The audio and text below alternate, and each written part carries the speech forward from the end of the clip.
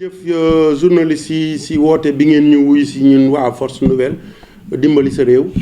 bi nga xamante ne c'est le ministre Khoureyssi Thiam mooy le président du parti donc dañu leen fi woowoon tey pour waxtaan ak yéen si situation politique ak situation nationale bi réewu Sénégal temps yi bi mu nekkoon di dund di gërëm di sant d'abord suñu parti parce que dañuy toog waxtaanoon si biñ si waxtaanee comme ni ngeen ko gisee temps yee passé suñu secrétaire général mu ngi woon si yeneen bërëbu taskatu xibaar doon waxtaanee si situation politique bi tey ñun ndaw ñi aussi ñoo jël relève bi ñëw waxtaan ak yéen si situation bi nga xamante ne moom moo am si réew mi. si loolu wax dëgg yàlla bi ñu waxtaanee réunion de bureau ak si biir parti bi waxtaan nañu si situation bi ñun ndaw ñi suñu président fekkee ko. biñ ci waxtaanee nag wax dëgg yàlla wane nañu suñu méttit ak suñu naqar li fi am méttit ak naqar bi mooy sénégalais yi dañu sonnoon yéen ñu ngi wax ndaw ñi du ñu ndaw ñi rek parce que bu ngeen xoolee duñ ndaw ñi rek a génnoon dañu sonnoon parce que dañu toog atum lëmm ñu tëj ñu confiné wu ñun ñëpp ñu neen mbas mi mais teewut bu ñu tëjee ci kër yi nguur gi di def lu ko neex parti nguur bi di def lu leen neex. donc si yooyu yëpp nag yàlla def biñ ci waxtaanee jafe-jafe am sénégalais yi am benn bés rek ñëpp génnandoo bi ñu génnee moo ngeen loolu ngeen gis mooy ñu am lu ñu yàq am taal rafetlu wuñu nag li ñu yàq ak li ñu taal parce que réew mi ñoo ko bokk loo yàq rek sa yëf nga yàq loolu ñoo ko moom ñoo ko bokk mais nag loolu aussi am na nit boo ñëgee day métti. dafa métti woon ci ñun sénégalais yi dafa métti woon ci ndaw ñi moo tax ñëpp génnandoo mu doon benn mbir nañu dem fokkati li ñu moom nañu fokkati li ñu moom ci réew mi nga xamante ne ñoo ko bokk parce que ñi ñu jiite jafe-jafe bi ñu jiite tax na ba tey mu métti ci ñun léegi nag bi ñëpp jógee yàlla def nag xam ngeen réew mi réew kilifa la dañu am ay kilifa peut-être bu suñu état mënul jiite mais suñu kilifa diine yi mën nañu jiite si loolu yaakaar naa bi yëngatu yi tàmbalee suñu président parti wax na ko si rajo yi wax na ko benn émission même bu ma deful publicité mais invité woon nañ ko RFM matin mu dem foofu ne pour régler problème bi il faut que ñu seeti ñëpp mu tàmbalee ko dem seeti woon kilifa diine yi bi mu demee seeti kilifa diine yi am ñu jóg aussi def lu mel noonu yàlla def daal ñu am jàmm ci réew mi kilifa diine yi comme nguur bi fi nekk daaw leen déglu parce que amoon na yu gënoon garaaw yu fi amoon bi ñu ñaanee kilifa diine yi ñoom dañ ne woon dégg nañ leen li ngeen wax mais réagiruñu mais bii nag comme dafa métti woon ëpp leen doole ñu nangu déglu kilifa diine yi ñu ngi gërëm di sant kilifa diine kër yëpp parce que ñoom ñëpp ñoo àndoon dem waxtaan ak njiitu réew mi cette fois-ci mu déglu leen njiitu parti bi déglu leen bi mu leen dégloo li ñu ko waxoon yëpp mu ngi ci tànk yooyu mooy d'abord coow bi nañ ko fay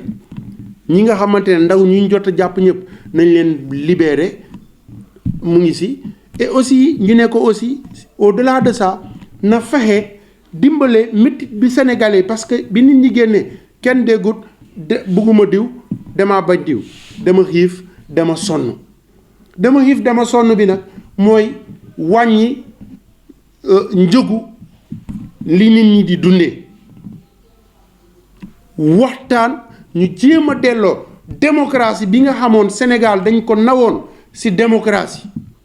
ñu delloo waat loolu aussi ci réew mi parce que comme ni ngeen ko gisee dañ ñu nootoon noot boobu nag sénégalais yi ne il faut mu deñ et aussi loolu aussi bokkoon na ci li ñu waxtaana ak moo li kilifa diine ñaan ko na calmer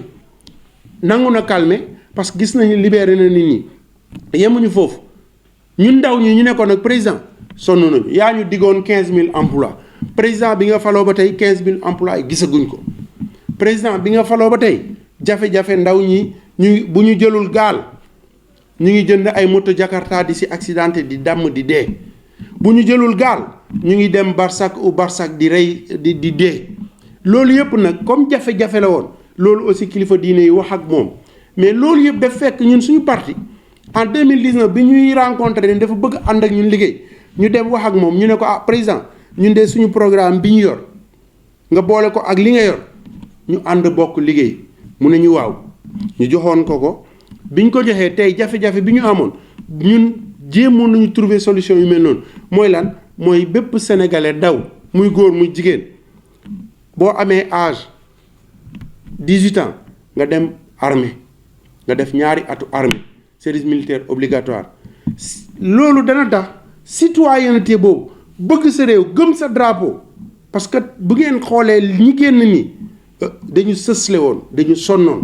moo tax ñuy dem di attaquer ay brigade gendarmerie di attaquer ay police ngay jàkkaarlool ki la war a aar nga song ko loolu yëpp boo gisee c'est parce que civisme bi tey éducation civique amatul ci école yi te yéen ñii ñëpp ñun moom la ñu jàngoon lañ jàngee woon bi ñu nekkee ay ndaw loolu amatul ñu delloowaat loolu ci delloo boobu nag ñun loolu yëpp proposé woon nañ ko président mais bi mu jotee loolu xam naa ne boobu bëggoon na falu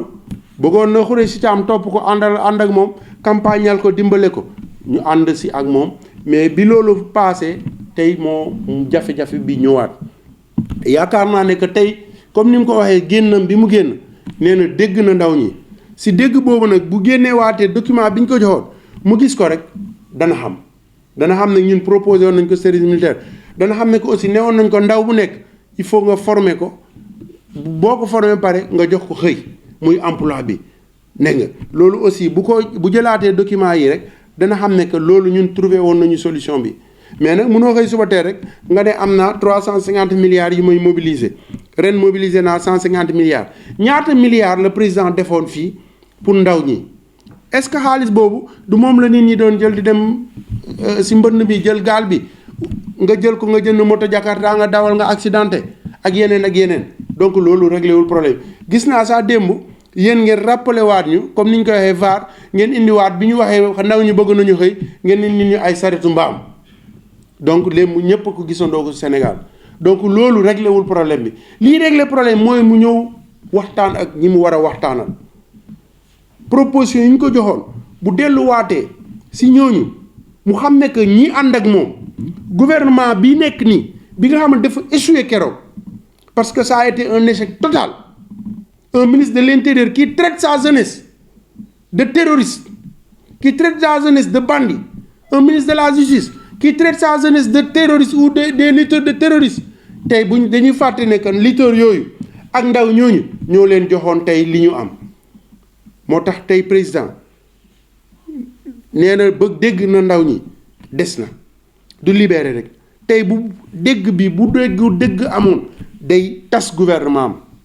am mu dem vers un gouvernement d'union nationale bu munul am union nationale aussi mu tànn ci réew mi am na këru diine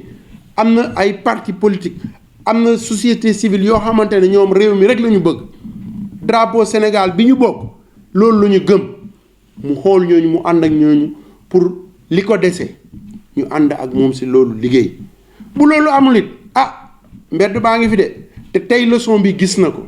gis na tey li am fii gis na ne que c'est pas son parti politique ses ministres ses directeurs généraux ses députés ñoo koy défendre tey kilifa diine yi ñoo ko défendre jàppale ko réew mi jàmm am jàmm jooju nag am pour mu concrétiser ko duñ ko ne dañ koy forcer mais dañ koy ñaan rek ci logique bi ñu nekk calmer la situation na calmer waat moom aussi mu delloo ci poste premier ministre parce que poste boobu moo doon coordonner lépp lu ministre yi daan def tey mu ngi nii bu amoon premier ministre est-ce que keroog ci mbënd mi dana dem Sandaga di xool ni ñu yàqee marché yi moom moo mujjee génn avec toute une armada bu amul fenn mu génn ñëw xool bi mu demee nag kilifa diine yi wax ak moom moo tax mu dellu ci ginnaaw donc wax dëgg yàlla moo tax nag war na delloo xelam xam ne que du partem bi muy falu am na ñu mu àndaloon bi mu faloo dafa fàtte ñooñu na indiwaat ñooñu ñu régleel ko problème mu réew mi. xam nga boo mooy tuddal kooku noonu man duma tontu ci loolu xam nga lu tax parce que tey munoo ci benn problème situation rek nga bëgg aakimoo situation mi nem bu leen fàtte ne moom moo ne woon gëmul këru diine yi te tey këru diine yi ñoo réglé problème Ousmane Sonko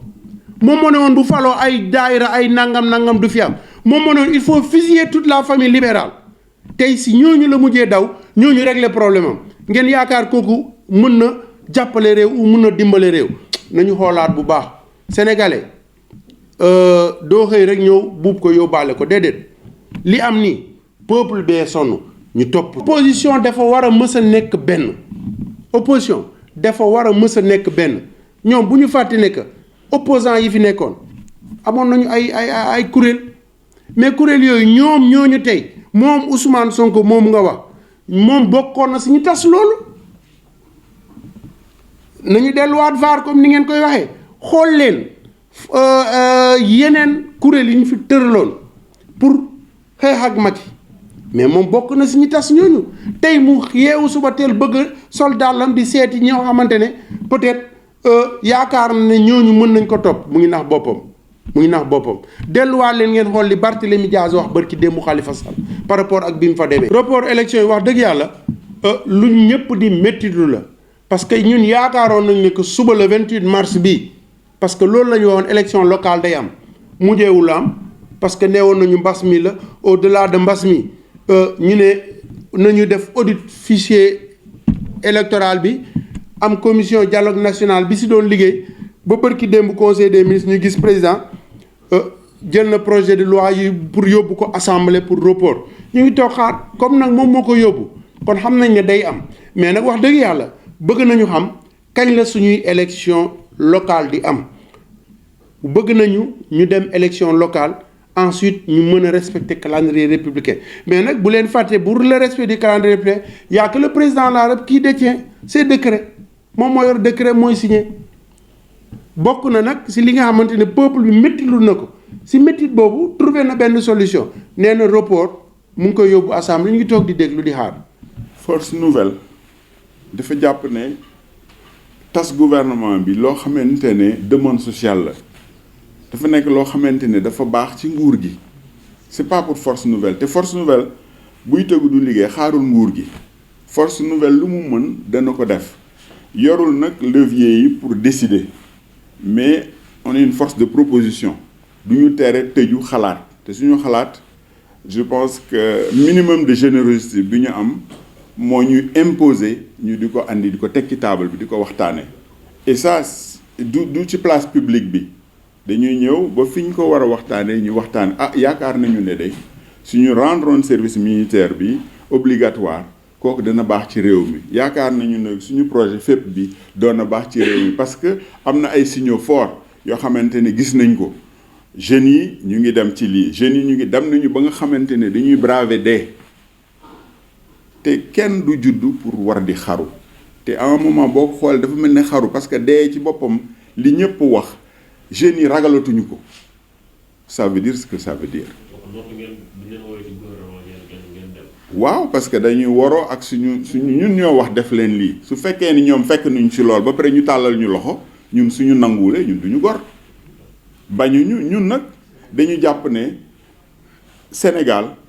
dafa war a nekk équipe boo xamante ne képp koo xamante ne mën nga andil dara sa réew war nañ la xëcc et ça du ñun kooku président Macky Sall moom moo am yooyu prérogative mais su fekkee ne ñun lay déglu ñun waa FN nga xamante ne ñun dañu foncièrement nekk ay nationalistes ay souverainistes ñun duñ ñu woo ci liggéey ci suñu réew ñuy bañ ku fa mënti toog nag te bu ñu fi toogoon ñu ni tamit dañuy tàllal suñu loxo képp ku am valeur nga ñëw liggéey ak ñun parce que dañoo jàpp ne suñu naqar yépp bu fekkoon ne dañ koy résumer dafa nekkul ci wujje bi am ci suñu diggante naqar yi mu ngi jóge feneen ñeneen ñooy ñëw teg su seen loxo ci suñu koom-koom li baax ñu yóbbu ba pare di ñëw ci yenn moment comme suñuy bàyyi di ñuy dimbali